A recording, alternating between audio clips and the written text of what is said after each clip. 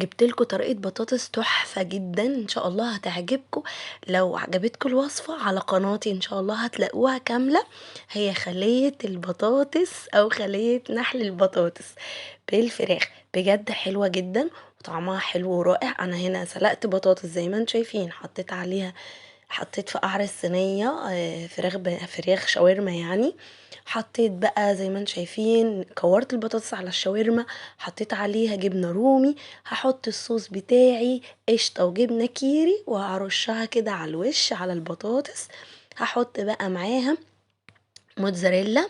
بعد ما اخلص خلاص الصوص الابيض، رشيت هنا موتزاريلا زي ما انتم شايفين، وهدخلها الفرن. بصوا طالعه ازاي، يعني مولعه بقى وجميله، بالهنا والشفا. لو عجبتكم الوصفه ما تنسوش اللايك والشير.